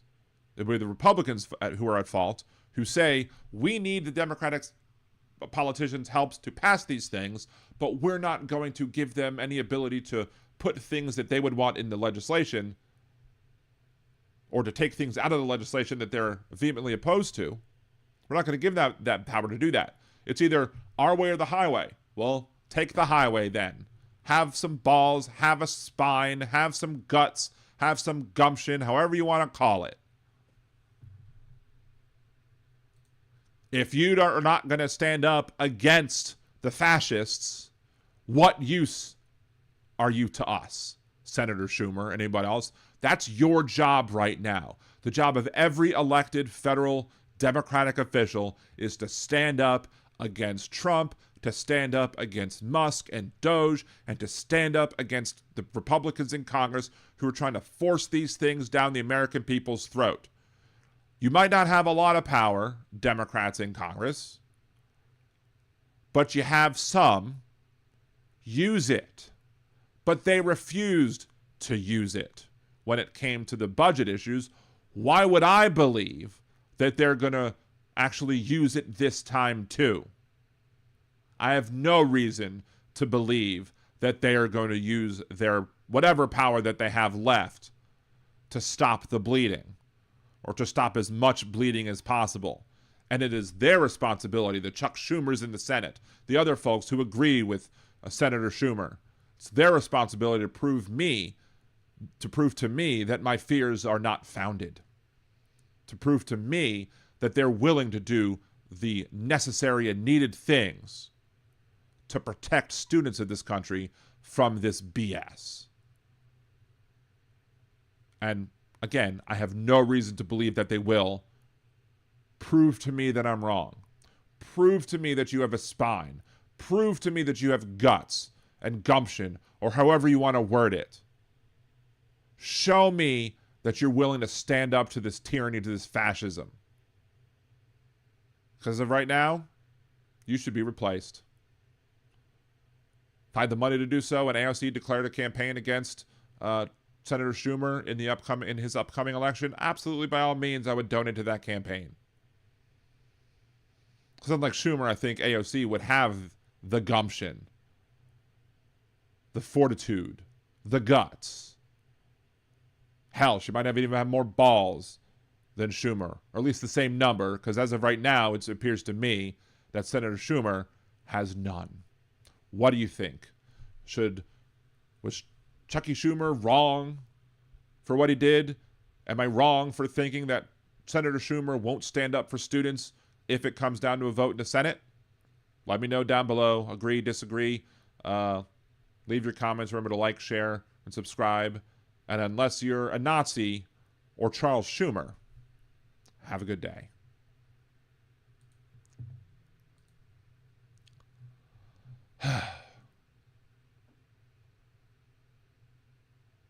Let's see. What did Josh say first? Let's see. Blah, blah, blah. How much of that was because of the pandemic and not his economic policy? Oh, let's see. I guess we have a whole chat to go on to. Let's kind of go back through the chat to see. Chad, Trump had to dump a bunch of money into the economy to save it from collapsing during the pandemic. Well, wasn't it like quantitative easing that they tried to do, where the Federal Reserve injected $1 trillion into the stock market to try and help things, and that disappeared like that? I don't believe that I don't believe that Trump had anything necessarily to do with that. But again, it's the idea that you could just save everything by shoving money into the stock market that would fix things. Donald Trump may have had a correct idea at a 300,000 foot level that we could have saved the economy and protected the economy by injecting more money into it. But the way they did it was wrong. The way they went out and did it was wrong. Instead of doing PPP loans that was rife with abuse. Instead, I mean, look, I got 2 PPP loans because I was an independent contractor when the pandemic started. Fine. I used it correctly, though. Other companies did not use it correctly, used them incorrectly. But the way to solve this problem wasn't through EIDL loans or PPP loans or what have you. The way to do it was to inject money from the bottom and let it rise up. And what they should have done is they should have given everybody a flat base. Instead of giving some people extra unemployment to handle the fact that they've lost their job during the pandemic, they should have given every citizen of this country, every person, at least of working age, and perhaps a little more based on whether or not you have children, they should have given everybody a universal basic income temporarily, and let that and basically say that this universal basic income would not be counted in calculations of determining what your unemployment payments would be. So if you lost your job in the pandemic, you would get your unemployment, plus you would have gotten that additional funds of a UBI. And if you didn't lose your job in the pandemic, but let's say you had to go work at some of these places, like, for example, grocery stores that remained open because you had to be able to go buy food, right? So these people, people who worked in hospitals, doctors, nurses, other support staff in hospitals or other, medical facilities. Other people who had no choice but to go into work. Let them get that money as well. And then that could have been considered just hazard pay. And that would have helped the economy more, because it's known that, unemployment insurance has a stimulative effect. Giving money to the people who are going to spend that money has a stimulative effect. It would have the effect that we wanted. Giving money from the top down, some of that money went to companies and they didn't use it properly. Now, they might not have gotten the money returned to them, but it still used up funds. It still used up funds that could have went to other people who did need the PPP loans and couldn't get them. And let me tell you, jumping through that PPP loan process was a headache. I know, I had to go through it twice. The documentation that was required for it was a headache. Now, of course, getting loans like that from the government, sure, it should be a headache. It should be difficult. But it shouldn't have been made difficult because you shouldn't have needed it, because you should have injected the money into the economy from the bottom down, not the top up. Or from the bottom up, not the top down. Sorry. Words are difficult sometimes. I have the best words. No one has better words. So, let's see.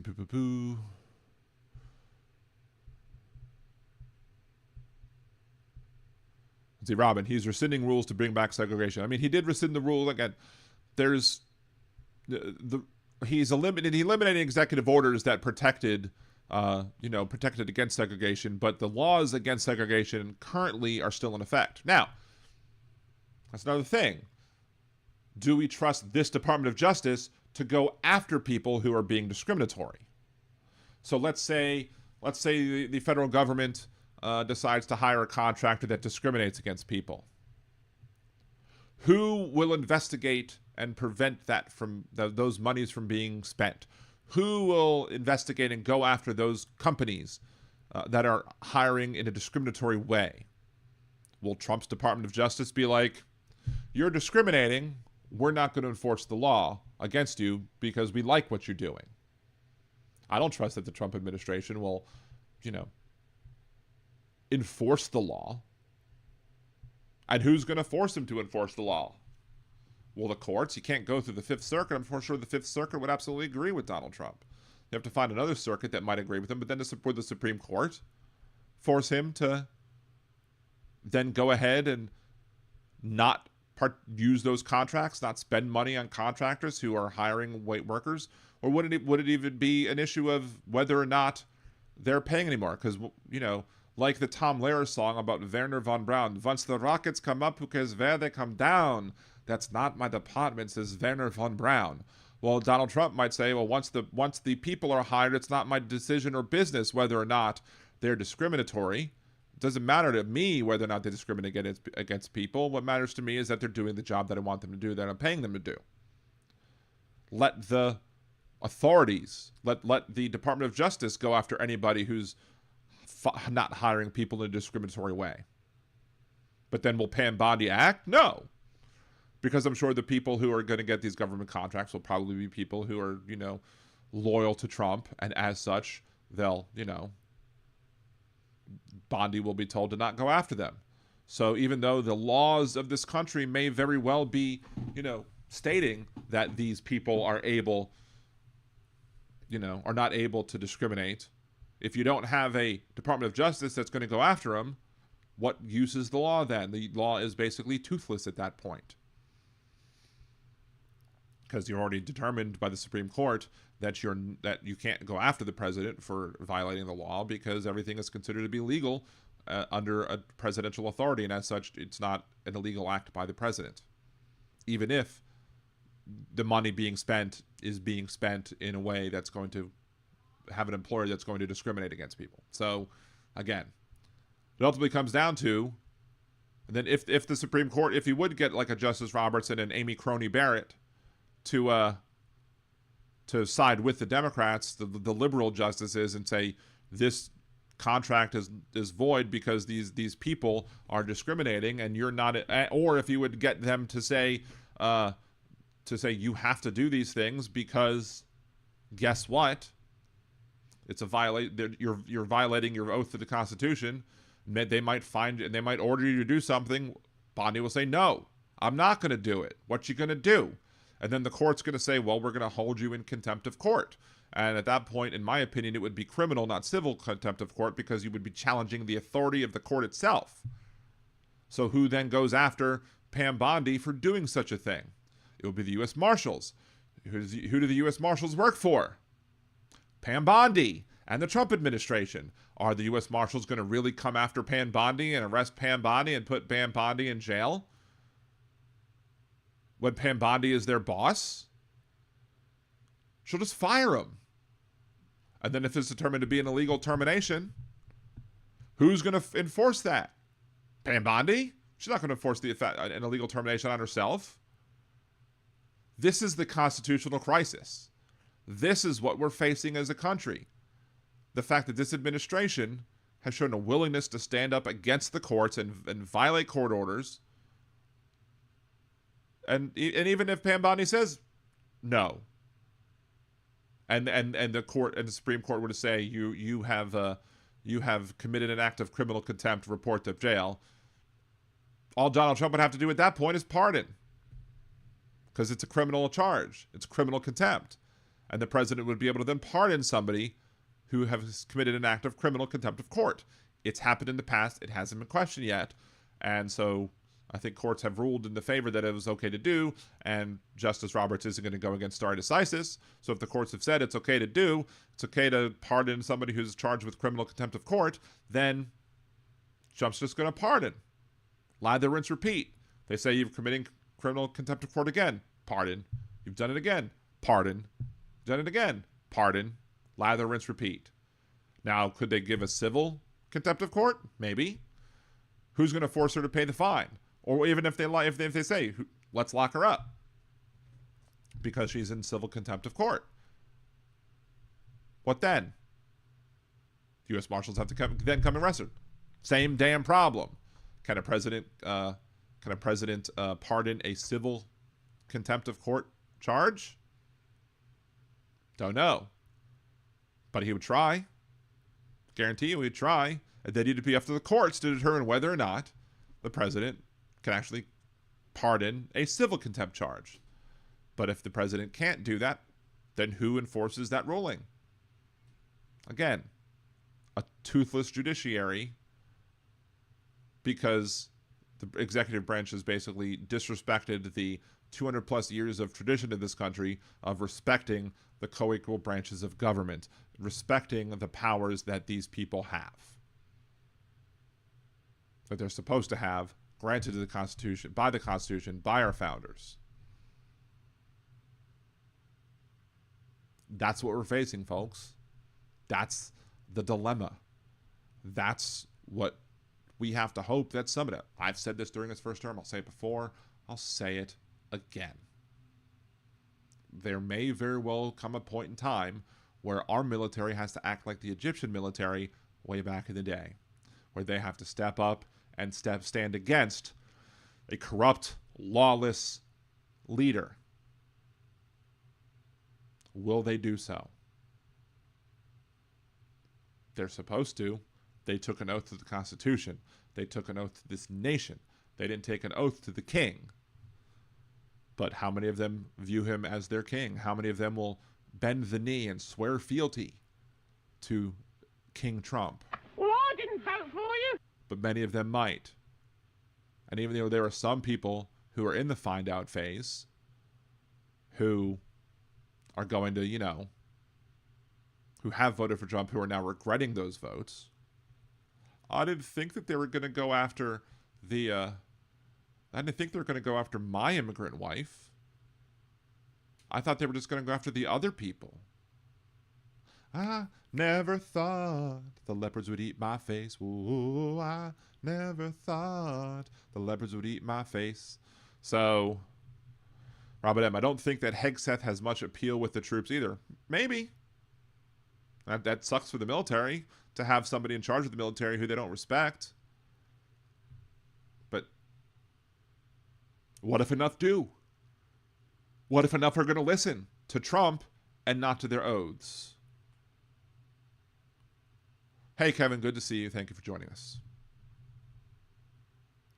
So, yeah. What did I miss I wanted to talk about today? I could make another fat man rant about this too. But let's also go back to... I could just add this to the other video. I can just edit it in, splice it in, if you will. We don't have Millie there anymore, though. True. At least make her appear before the court. Who's going to make her appear before the court, DB Golding? Who's going to make her? That's the thing. If the courts order Trump or anybody in the Trump administration to stand before them when they challenge an order of a court, who then forces them to act?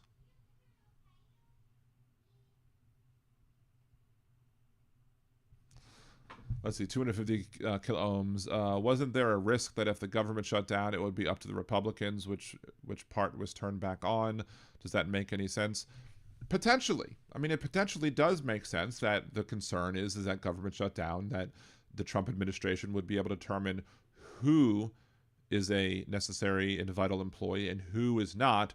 So who gets furloughed and who doesn't get furloughed. Sure. But the point is that the fault of that is on the Republicans, and the Democrats would have needed to have made the effective case that the reason why they could not sign on to this continuing resolution for that long of a tenure, for that long of a time, was because they needed our votes, and they wanted to include things like the reduction of domestic spending, the increase in military spending. So it wasn't really a continuing resolution. It was a continuing resolution with an asterisk next to it. And the Democrats would have had to effectively make that point to basically say to the American public, the reason you're feeling this pain is because of the Republican Party.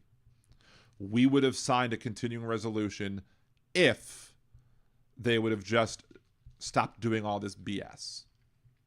They needed our help. They should have to come to the table, invite us to the table, but they didn't. So whose fault is that? It's the Republicans, not the Democrats.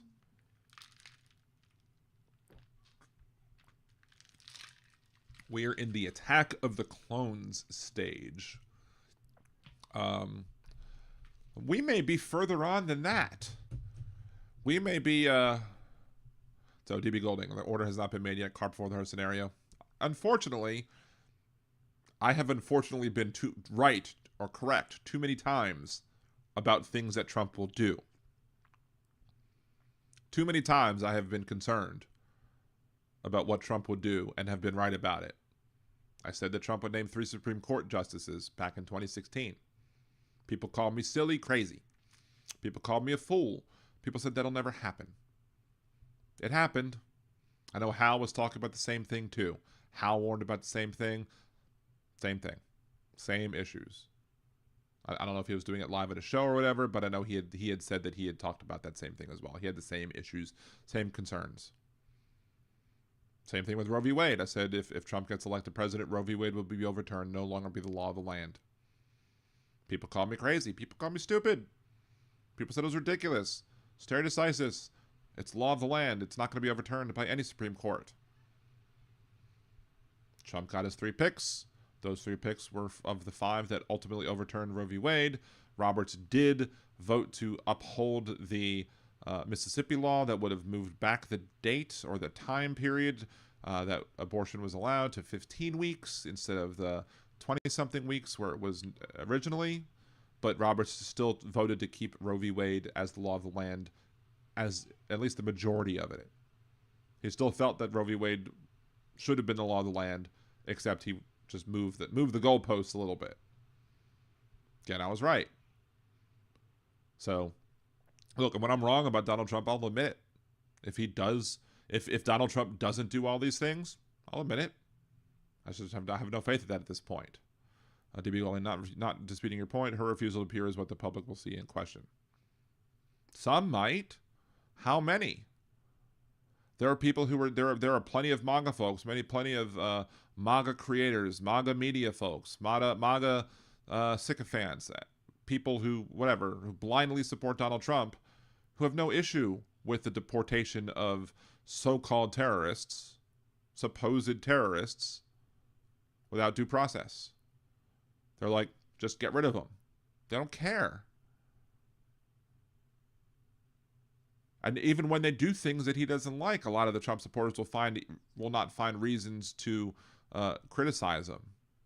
I mean, even the little bit that Jeff Crouere, the conservative talk show guy that I listen to in the mornings, the very little bit that he will actually say that he disagrees with. Like, he's upset that they haven't released the Epstein files yet. Of course, the reason they haven't released the Epstein files is because it would be too hard to redact Donald Trump's name off of all of it.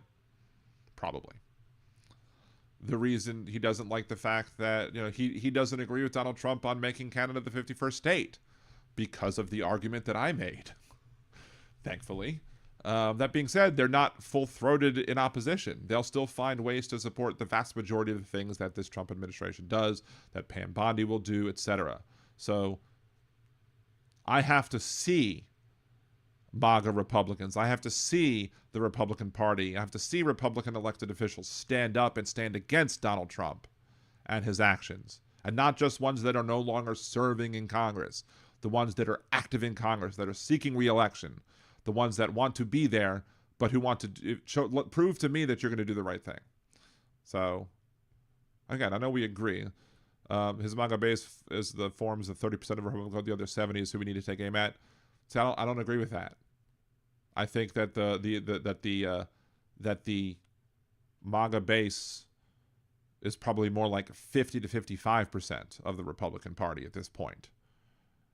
And so the conservatives, the Republicans, the MAGA politicians are scared, or maybe the ones that aren't really MAGA but need to play the part to, do a little dance, do a little, soft stew shuffle or whatever. They have to pretend because they don't want to piss off the voters. I think 30% is way too low. Might not be 70% of the vote of the supporters of the Trump supporters who are dyed in the wool MAGA, but I think 30 is too low. Chad Bostic, exactly. Don't hold your breath. It will be a while before Republicans break rank. Exactly. And when they decide to do it, it will probably be too late. I mean, I'm sorry. That's Trump's line again. It is what it is. I almost inadvertently clicked "Oh my," and that's not Trump's line. That's for Impeccable Living.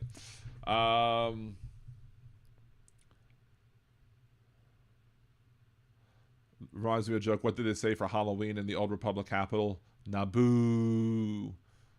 Haha. Very funny. But yeah, to go back to the point, are we in the attack of the clone stage? I don't think it's the attack of the clone stage.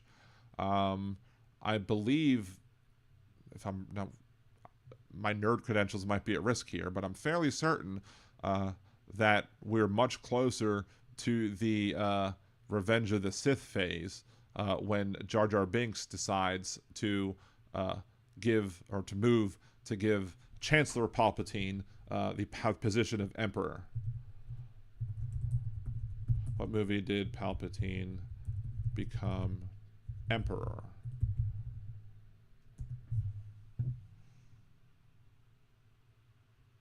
Palpatine becomes Emperor, Revenge of the Sith. There you go.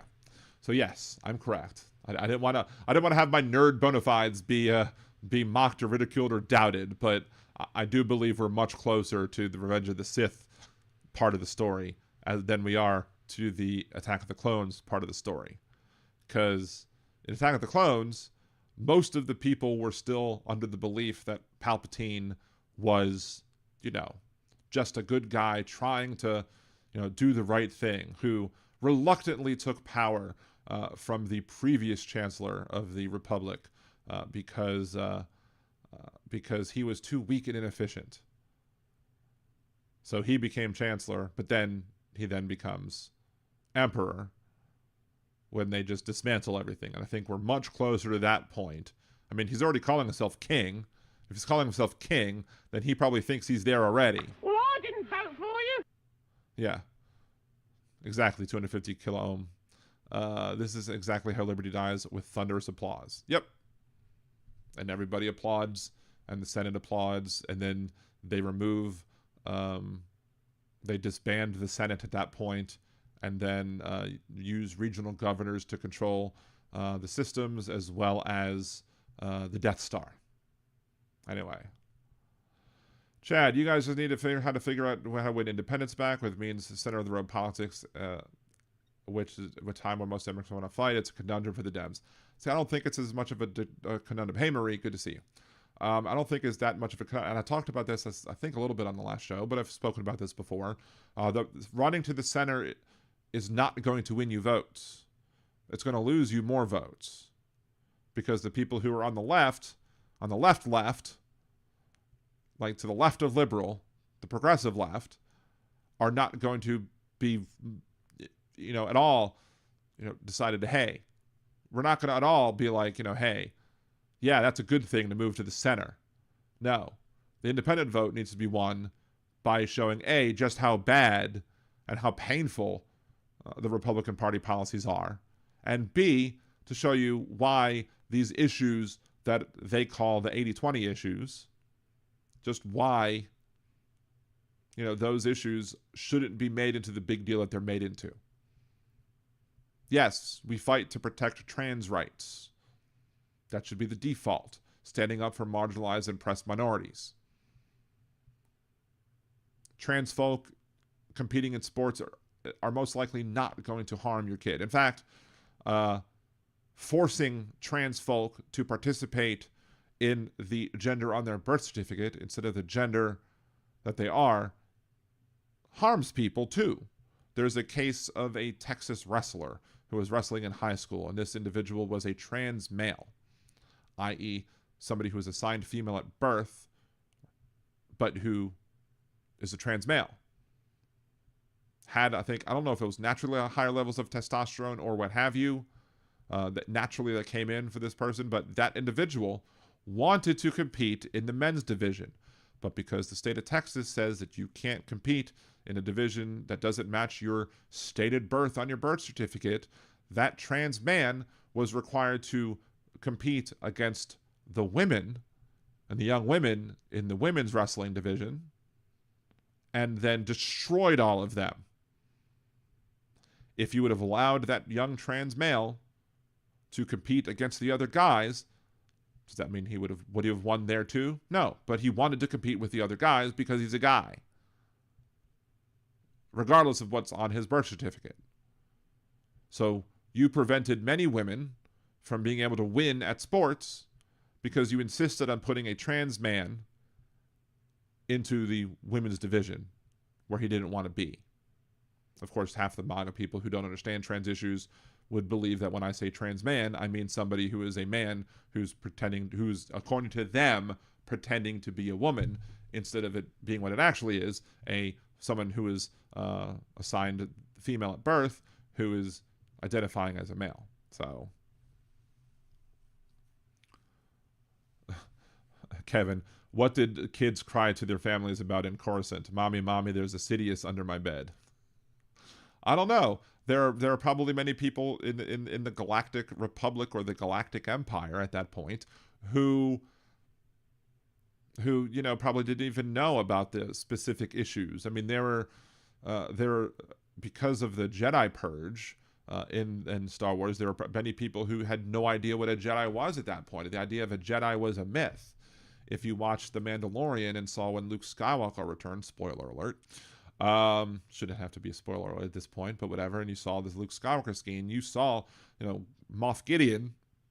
He was terrified because he knew what was coming. He knew or had heard the stories of what Luke Skywalker did, according to Empire legend, or the legends above the people who were part of the Empire or the Imperial Remnant at the time. They believed that Luke Skywalker killed both Vader and Palpatine, when in reality it was Luke Skywalker almost lost to Palpatine, and if it wasn't for Vader, Luke Skywalker would have died, and everything would have been lost. So Vader saved the day, and then died as a result. I mean, Luke did beat Vader in the combat, but then Palpatine stepped in and said, no. Then, young Skywalker, you will die. Anyway, it is nice though that I have an audience that's wanted to take the political spectrum that we're in and then tie Star Wars into it. So let me go into my nerdy wheelhouse during my political show. Yes, Sawyer syndrome. Women are swimming in testosterone. Yes. Again, there are many conditions or things that happen biologically where women have more testosterone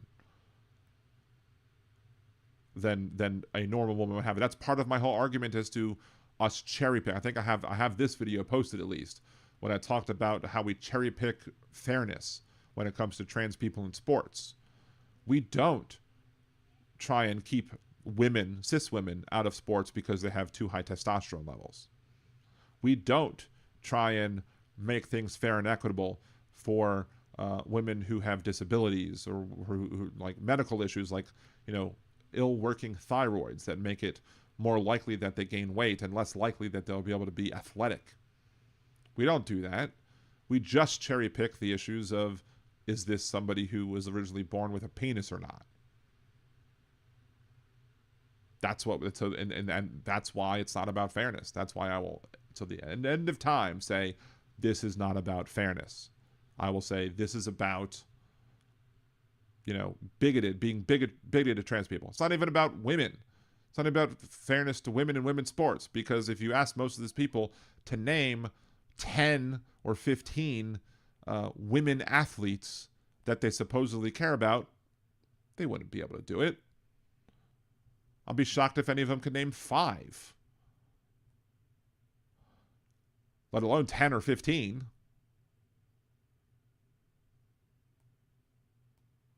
see, Floyd. What did Floyd say? My mom called to me today. She's convinced kids are getting surgeries for transgender and illegal aliens are pouring in steel. She told me, you have a business master's degree, so why don't you see what's going on? I said, Mom, exactly. You made my case for me. This shit is unbelievable. At least my parents haven't gone batshit crazy on that issue, I have to say. Both my parents are still diehard, dyed-in-the-wool Democrats, and neither of them support Trump whatsoever. I think most of my family, at least most of the family that I still talk to, or that I talk to at all, because there was some family that I learned about that they're clearly MAGA.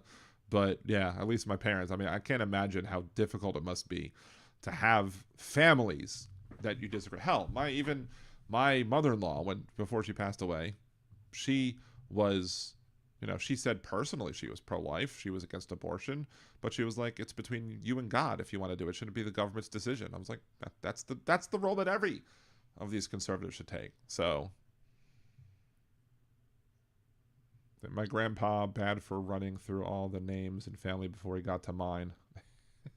I think my mom's adoptive parent also would do the same thing. I think would end up not just going through names of other kids in the family, but would also bring up dogs that had died, like previously died dogs. They would go through those names before they would get to actually my mom's name. So, Josh, my parents were conservative before Trump. I mean, it happens, but I mean, there are people who are conservative. I mean, my children's godparents, their godmothers, they're twins. They were Republicans. They were absolutely Republican for a long time. They were conservative and Republican. They are not Trump supporters, not one bit. They speak very, strongly in opposition to Donald Trump and his ridiculousness. So it's good to see that there are people who can change. Hell, Liz Cheney. You would have never thought that Liz Cheney would go against a Republican. But she went against a Republican because she went against Trump, because she knew Trump was harmful to this country. Unfortunately, I would have never thought, I would have said, we need more Liz Cheneys in the world. Well, we at least need, if we're going to have a Republican Party, we at least need more Liz Cheneys in the Republican Party. People who have the guts to, stand up despite the fact of what might happen to them politically, to stand up against tyranny, to stand up against fascism, to stand up against Trump and his stupidity. Thank you, Aaron, for showing the link, the buy me a coffee, or you can just go to liberaldan.com and click the buy me a cider button. It might be less keystrokes to do.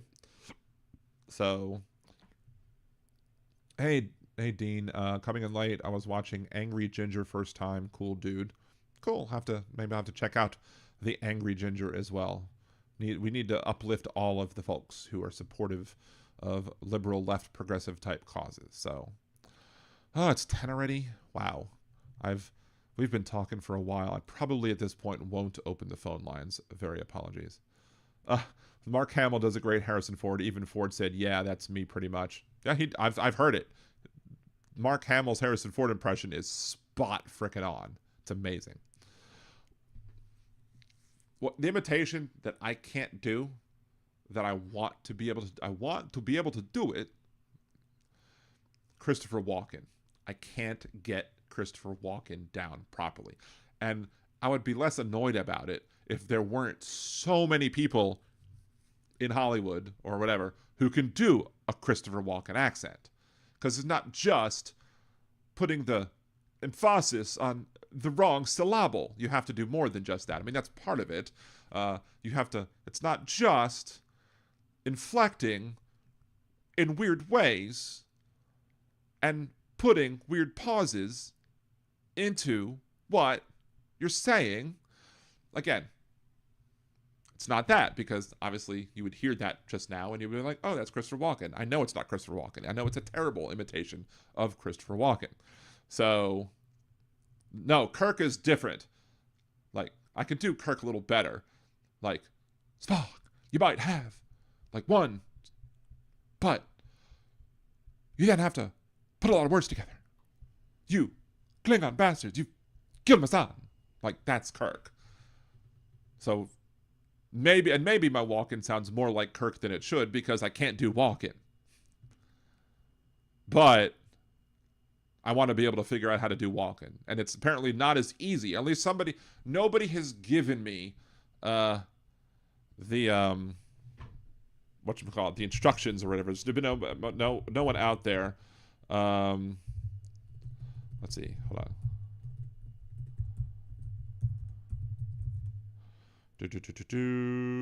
I'm not finding one, Kevin.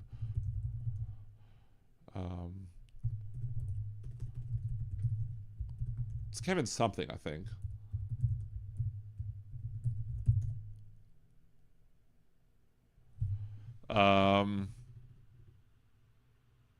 Kevin Pollak. That's it. It's Kevin Pollak. Kevin Pollak does a good Christopher Walken. Kevin Pollak, I couldn't figure out when I was a teen how to get Bill Clinton's impression down right. It just never sounded right to me. I could never get it done. Yeah, I said Pollak before you typed it. But Kevin Pollak was on some radio show. I was listening to some radio show at the time, whatever. I don't know, forget when it was or what it was or where it was or what have you. But he basically was like, to do an impression of Bill Clinton, what you do is you take Jimmy Carter and then you throw a little Elvis Presley in it. And that's how you do an impression of Bill Clinton. And I was like, holy crap, that works. And I did it and it worked. So nobody has been able to tell me how to take that path, how to take other voices that I might be able to do and turn it into a Christopher Walken. I needs more I probably need more cowbell. I have to find a cowbell and need more cowbell. That's how I have to do it. So, let's see, Big Hook. Funny how the maggots and Tea Party became an existential threat after Reagan made university education unaffordable. Yeah. And because university education became unaffordable, it basically made student loans be ridiculous, so it shoved a lot more people into student loan debt. And now they're trying to fight the ability to get student loan debt eliminated via, or paid for with income-based repayment or income-driven repayment plans, which, will destroy many people in this economy. So,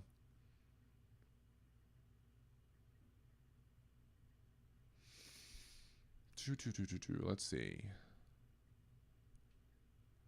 I don't know if I've heard Hal Sparks's Anthony Hopkins. I mean, I've heard other voices. I'm sure, like, hello, Clarice. Like, that's not good, I know. But I'm sure he does do a very good impression of it as well. So, I mean, he's a professional comedian. I'm sure professional comedians to have more time to work their craft, and as part of his craft, impressions can be part of it. So, not that I don't do bad impressions. I have plenty of good impressions that I can do. It's just Anthony Hopkins, Christopher Walken,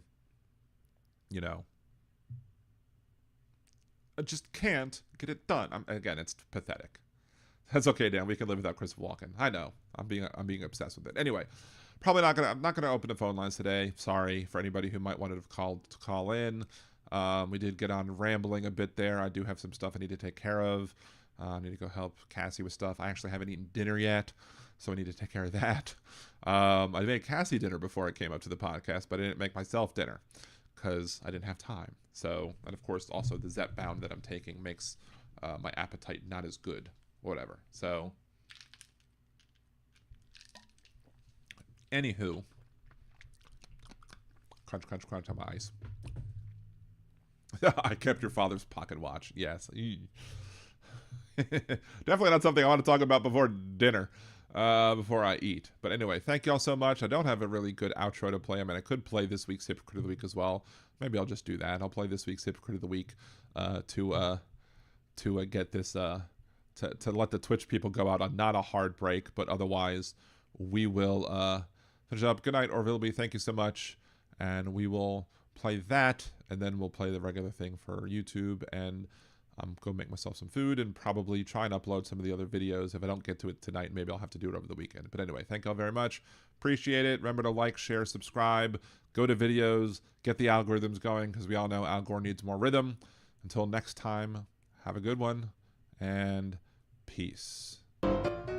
This week's Hypocrite of the Week is Donald Trump, and anyone being an apologist for his using a kid as a prop during his Gettysburg Address. Conservatives cried that Democrats didn't applaud the child, but that's because we knew that Trump didn't care about cancer survivors at all. Proof? The 10-year-old girl whose family was deported for seeking medical care for her. To see who next week's Hypocrite of the Week will be, tune in live Mondays and Wednesdays at 8 p.m. Central on liberaldanradio.com or twitch.tv/liberaldanradio for more talk from the left. That's right.